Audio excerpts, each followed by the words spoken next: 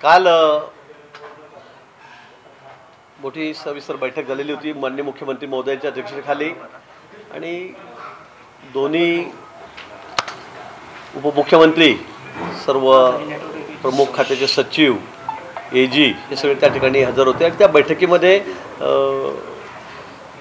असं ठरलं होतं की उद्या जाऊन पुन्हा जरंगे पाटलांशी त्या ठिकाणी बोलायचं आणि त्यांना विनंती करायची की बा तुम्ही उपोषण सोडा आणि ते यासाठी की ती समिती जी नेमली होती 3 महिन्यापूर्वी त्या समितीला 1 महिन्याची मुदतवाढ परत द्यावी असं त्या ठिकाणी ठरलेलं होतं आणि म्हणून तसंच सांगण्यासाठी तशी विनंती करण्यासाठी उपोषणाला तुम्ही बंद करा सांगण्यासाठी आम्ही आज भुमरे साहेब आहेत, सावे साहेब आहेत, अर्जुनजी खोतकर आहेत, नारायण कुचे आहेत, मंगेश चव्हाण आहेत, आम्ही सगळेजण त्या ठिकाणी आलेलो होतो आणि म्हणून आज आम्ही त्यांना विनंती केली की आता आपलं काम अतिशय वेगाने सुरू झालेलं आहे।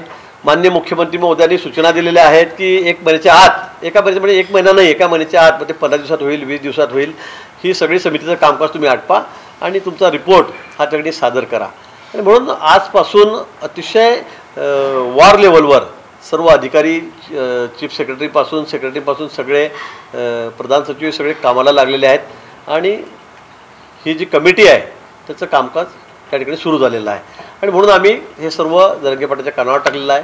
पण आज आम्ही त्यांना विनंती केली की आपण आता उपोषण संपवावं आणि 1 महिनाभर म्हणजे महिन्याच्या आत मग त्याला 20 दिवस लागतील 25 लागतील किंवा 30 लागतील पण महिनाभराचा 31वा दिवस होणार नाही असं आम्ही त्यांना सांगितलं आणि आपण आपलं उपोषण संपवावं अशी आम्ही विनंती करायला त्या ठिकाणी गेलो। पण त्यांनी सांगितलं की मला तो GRच हातात पाहिजे।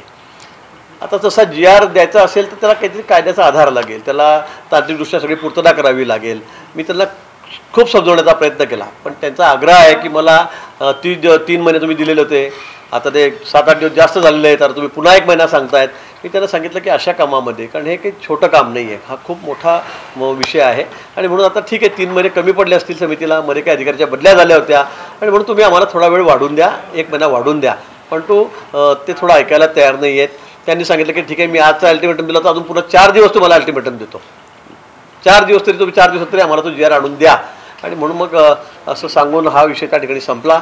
मी त्यांना सांगितलं मी माननीय मुख्यमंत्री महोदयांशी त्या ठिकाणी बोलतो, उपमुख्यमंत्री महोदयांशी त्या ठिकाणी बोलतो आणि नंतर चर्चा करून आपल्याला पुन्हा निरोप त्या ठिकाणी देतो असं सांगून आजचा हा विषय या ठिकाणी संपलेला आहे। सर, सरकारमध्ये आता दुहेरी अडचण निर्माण झाली। एकीकडे जरंगे पाटील म्हणतात की 4 दिवसात संपूर्ण मराठ्यांना कुणबीमधून आरक्षण देण्याचं GR घेऊन या, परंतु दुसरीकडे आता ओबीसी नेते मंडळी म्हणतात की आता आरक्षणामध्ये ओबीसी आरक्षणामध्ये वाढ करून नंतरच त्या ओबीसी आरक्षणामध्ये मराठ्यांना समाविष्ट करून घ्या, अन्यथा आम्ही ते आरक्षण होऊ देणार नाही अशी ओबीसी नेत्यांची जी आहे आता मागणी समोर येताना पाहायला मिळते। दोन्हीकडे ओबीसींचं म्हणणं आहे की आमच्यामध्ये हा वाटा मी देणार नाही, मराठा समाजाला कुणबी जो एक भाग आहे तो म्हणतो की आम्हाला खरं म्हणजे कुणबी समाजाला आरक्षण आहे पण जरंगे पाटलाचं असं म्हणणं आहे की जे या मराठवाड्यातले मराठा समाज आहे त्यांना कुणबी म्हणून तो दर्जा देऊन त्यांना त्या ठिकाणी आरक्षण द्यावं असं त्यांचं म्हणणं आहे आणि म्हणून ओबीसीच्या बाबतीमध्ये अनेक जण बोलायला लागले की आमच्यामध्ये हा वाटा का, पण मला वाटतं हा थोडा न्यायिक बाब आहे, तांत्रिक बाब आहे। मला वाटतं माननीय मुख्यमंत्री महोदय उपमुख्यमंत्री दोघं आणि या बाबतीमध्ये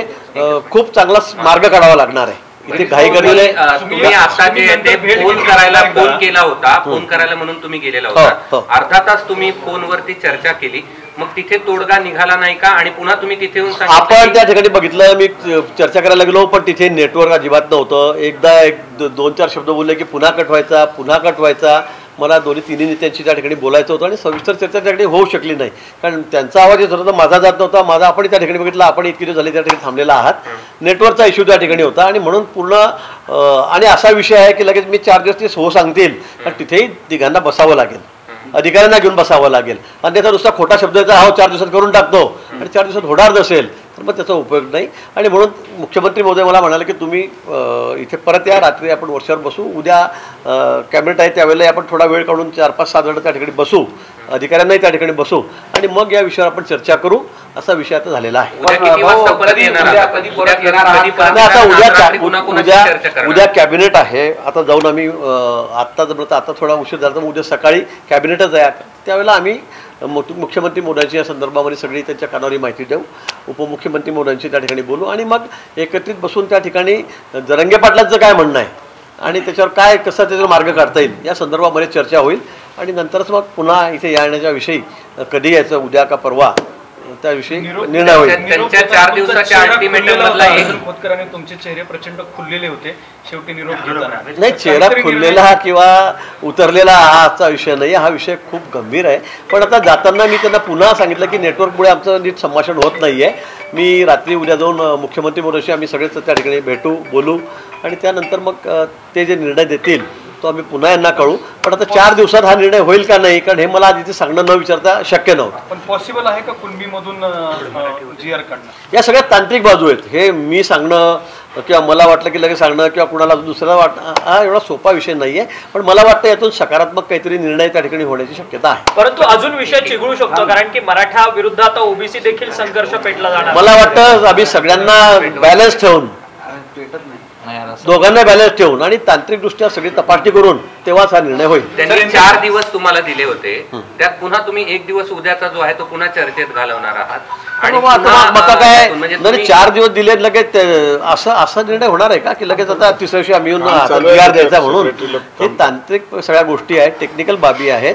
आणि त्यामुळे मला असं वाटतं की घाईगर्दीमध्ये नुसतं आम्ही काहीतरी कागद घ्यायचा आणि ह्या घ्या GR घ्या, उद्या कोर्टात जाऊन त्याला स्टे होईल नाही का मिनिटात, 1 तासामध्ये स्टे होईल त्याला.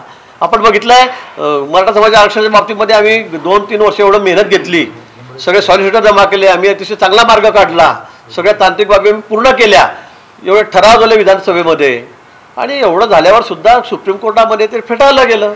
त्याची बाब म्हणजे त्याची गोष्ट वेगळी होती, कारण त्यावेळेला म्हणजे उद्धव ठाकरे सरकारने अजिबात त्या ठिकाणी स्वतः लक्ष घातलं नाही. चव्हाण साहेब उपसमिती अध्यक्ष होते, त्यांनीकडे जाऊन बघितलं नाही. हा त्याच्या निष्काळजीपणामुळे झालेला आहे. परंतु मला असं वाटतं की या ज्या गोष्टी आहेत एवढ्या सोप्या नाही आहेत की लगेच अल्टिमेटम दिला मग तुम्ही 1 दिवस घालवाल, तुम्ही परवा आणाल का GR, तरवा आणाल का. पण मला वाटतं की हे सगळं तपासून होईल आणि आम्हाला कायमस्वरूपी ते टिकेल असंच या ठिकाणी काम करायचं आहे.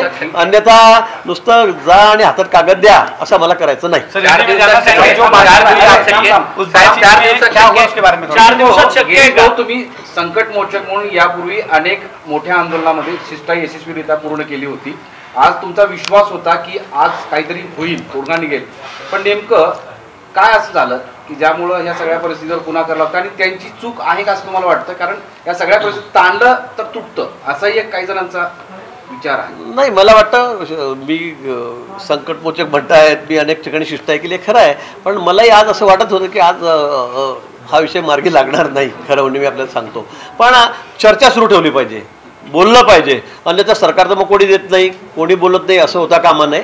आणि म्हणून चर्चेतून निश्चित मार्ग निघत असतो. आता आपण अनेक आंदोलनं पाहिले आहेत. अण्णासाहेबांकडे तुम्ही 10 दिवस त्यांच्याजवळ बसून राहिलेलो होतो, त्यांच्या पलंगाच्या खाटीच्या बाजूला, गादीच्या बाजूला, पण मार्ग निघत असतो. अण्णांचं वय तर किती आहे, किती वय होतं अण्णांचं, तेव्हा तब्येतीची खूप धोका होता शेवटी आंदोलनाला दिल्लीच्या वेळेला, पण आपण त्याचा मार्ग काढलेला आहे.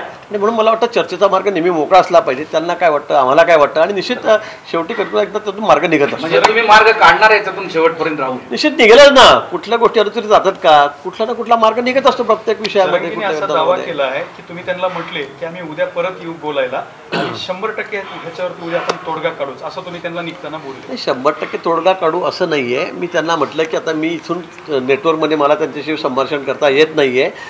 DCM साहेब नागपूरला आहेत, दादा बाहेर आहेत आणि मुख्यमंत्री महोदय मुंबईत आहेत, त्यामुळे तिघांचाही समन्वय करावा लागेल. आणि म्हणून मी त्याला सांगितलं की बा मी आता रात्री बोलतो, उद्याही बोलतो, आणि त्याचा निर्णय झाला की मी आपल्याकडे येतो. आणि सांगितलं मी उद्या, म्हटलं उद्या झालं तर उद्या येईल, तर परवा येईल, पण हा विषय आम्हाला लवकर संपवायचा आहे. आज जो आप लोगों की चर्चा हुई उसमें क्या कुछ बातचीत हुई?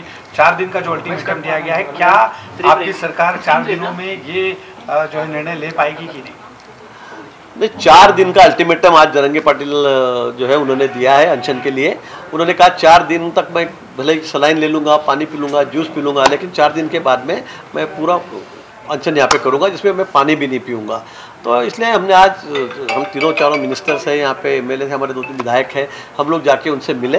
कल इसी विषय को लेकर एक बड़ी मीटिंग उपसमिति की जो थी मराठा आरक्षण को लेकर वो भी हुई थी. उसमें सभी बड़े ऑफिसर भी थे, सभी मतलब CM, डिप्टी CM, मिनिस्टर भी उसमें थे और विस्तृत चर्चा उसमें हुई है.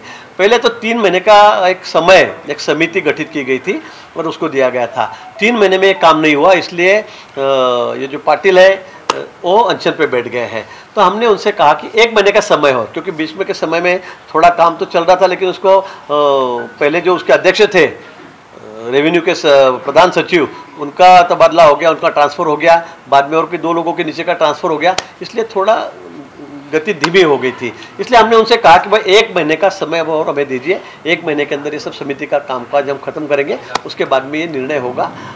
लेकिन उनका कहना जो है जरंगे पाटिल का, वो कहते हैं कि भाई मुझे 4 दिन के अंदर, पहले तो कह रहे थे 2 दिन, तो आज हमने उनको मना लिया कि भाई ठीक है आज का आखिरी दिन है, लेकिन और हमें समय दीजिए, 1 महीने का समय दो, 1 महीने के अंदर ही, मतलब 1 महीना 30 दिन है, हम 20 दिन में भी खत्म करेंगे काम, 25 दिन में भी करेंगे, 15 दिन में भी होगा। लेकिन उन्होंने कहा है कि 4 दिन के ऊपर मैं यहाँ से मतलब समय नहीं दूंगा और यहीं बैठा रहूँगा। तो इसलिए बस उसी विषय को लेकर मैंने माननीय मुख्यमंत्री महोदय है, ने उनसे भी बात की है, लेकिन वहाँ से नेटवर्क नहीं होने के कारण बात नहीं हो रही थी। डेप्यूटी हमारे सीएम है, दोनों, उनसे भी मेरी बात हुई है। उन्होंने कहा कि इससे यहाँ से तो बात नहीं हो रही, दोनों अलग अलग जगह है, तीनों अलग अलग जगह है। डिप्टी सीएम हमारे नागपुर में भी है, देवेंद्र जी साहब, सीएम साहब मुंबई में है, अजीत दादा के बाहर है। तो तीनों को इकट्ठा होकर इस विषय पे चर्चा करनी पड़ेगी। कल कैबिनेट है, कैबिनेट खत्म होने के बाद या पहले जैसे भी सीएम साहब समय देंगे, हम लोग इस पर चर्चा करेंगे और इस पर आगे का निर्णय होगा। महाजन जी, उन्होंने 3-4 दिन का टाइम मांगा है, बकायदा आपने उनसे चर्चा भी की, पर ये जो डेडलॉक है वो तो खत्म हुआ ही नहीं, तो निर्णय इस पे कुछ हुआ ही नहीं अभी तक। नहीं, मुझे लगता है चर्चा शुरू है, चर्चा में से ही मतलब रास्ता निकलते रहता है, और इसलिए मुझे ऐसे लगता है कि जरूर इसमें से रास्ता निकलेगा। और कल सीएम साहब बाकी सब जो ऑफिसर हैं उनसे बात करेंगे, उसके बाद में आगे मतलब क्या हो सकता है जल्द से जल्द, वो भी हम जरंगे पाटिल इनको कहेंगे। समिति की जो रिपोर्ट है उसको बारे में थोड़ा सा बताइए सर, कब तक क्या कुछ उस पे? नहीं, समिति का काम चल रहा है। मैंने कहा कि वे 3 महीने का समय उनको दिया गया था, काम का शुरू भी हुआ था, 60-70% काम भी हुआ है, लेकिन बीच में मैंने कहा कि जैसे ऑफिसर्स का तबादला हो गया, कुछ ट्रांसफ़र हो गई 2-3 ऑफिसर्स की, तो इसलिए काम थोड़ा मतलब जो स्पीड था वो कम हुआ था। लेकिन अभी कल जो बैठक हुई उसमें सीएम साहब ने सख्ती से कहा कि 1 महीने के अंदर मुझे इसका रिपोर्ट चाहिए। सभी ऑफिसर इसी काम में वार लेवल पे लगे हुए हैं, वार लेवल पे। तो मुझे ऐसे लगता है कि जल्द से जल्द ये काम पूरा होगा और इसमें से रास्ता निकलेगा। आपने उनको मुंबई बुलाने की दरखास्त करी थी आपने, तो क्या वजह थी मुंबई आप उनको बुलाना चाह रहे थे? नहीं, मैंने कहा था आप अनशन खत्म कीजिए और उसके बाद में 2 दिन बाद थोड़ा आराम करके मुंबई आइए, वहाँ आपका क्या कहना है, आपके पास कौन से पेपर है, वो भी सामने रखिए समिति के। तो मुझे लगता है इसमें और ज़्यादा सुविधा होगी उनको, इसलिए मैंने उनसे कहा था की आप भी मुंबई आइए। एक शेवटचा प्रश्न मराठीतला आहे की उद्या किती वाजता आपण येणार आहात परत? कुणबी जो समाज है उसमें जोड़ने की जो बात ओबीसी खाते में जाने की बात हो रही है, कहीं ना कहीं ओबीसी समाज भी इससे नाराजगी व्यक्त कर रहा है, इसको कैसे आप लोग पूरे सिस्टम को बैठाएंगे? नहीं, ये बड़ा टेक्निकल इशू है ऐसे देखे जाए तो, क्योंकि अगर ओबीसी में आरक्षण देते तो ओबीसी भी कल खड़े हो जाएंगे, इनको भी आरक्षण देना है। तो मुझे लगता है सभी बातें बैलेंस रखकर इसमें जो एक्सपर्ट्स हैं उनकी भी राय लेनी पड़ेगी। इसमें सीएम, दोनों डिप्टी सीएम है, वो भी इसमें सबकी राय लेंगे और मुझे लगता है एक बैलेंस डिसीजन इसमें करना पड़ेगा।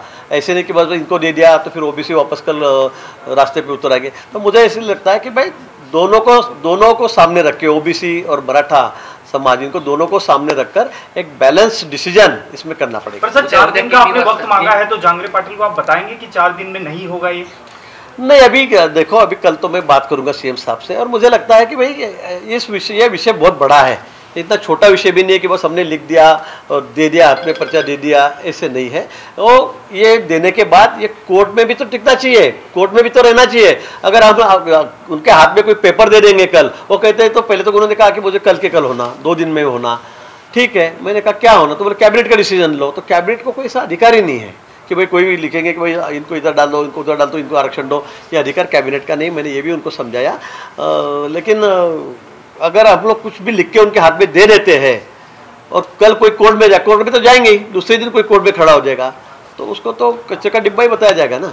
तो इसलिए हमको आरक्षण भी ऐसे देना है, उनकी जो मांग है वो पूरी करेंगे, लेकिन उसको मतलब शाश्वत देना चाहिए कि जिससे मतलब आगे उसमें कोई टेक्निकल खामी ना रह जाए, कमी ना रह जाए। वक्त लगेगा इसमें थोड़ा वक्त, हमने महीने भर का वक्त मांगा है, तभी ये सही मायने में अगर देना है, शाश्वत देना है, परमानेंट देना है, तो मुझे लगता है ये टेक्निकल सब जो साइड है, जो बाजू है, वो सब देखकर वो करना पड़ेगा। किती वाजता येऊ शकाल? मैंने कहा है की हा मी सांगितलेलं आहे की मी मुख्यमंत्री महोदयांशी त्या ठिकाणी आता चर्चा केली, आम्ही येताना रस्त्यात, कारण तिथे नेटवर्क नव्हतं आणि म्हणून त्यांच्याशी आम्हाला विचारावं लागेल, आमचे जे ऑफिसर्स आहेत, अधिकारी, त्यांच्याशी विचारावं लागेल की 4 दिवसात होईल का, 5 दिवसात होईल का, त्यांनी महिनाभर आम्ही कालच्या मीटिंगमध्ये सांगितलेलं होतं की महिनाभरात आम्ही ते सगळं पूर्ण करू. आणि म्हणून मला असं वाटतं की सगळी चर्चा उद्या होईल. उद्या कॅबिनेट आहे, त्यानिमित्त सगळे मंत्री राहतील. आम्ही 4-5 लोक त्यातले जे आहेत उपसमितीतले ते त्या ठिकाणी बसून त्या बाबतीमध्ये निर्णय करतील. आणि निर्णय झाल्यावर मग मी जरांगे पाटील त्याला त्या ठिकाणी कळवेल. उद्याच गरज पडली तर उद्या येऊनही जाऊ.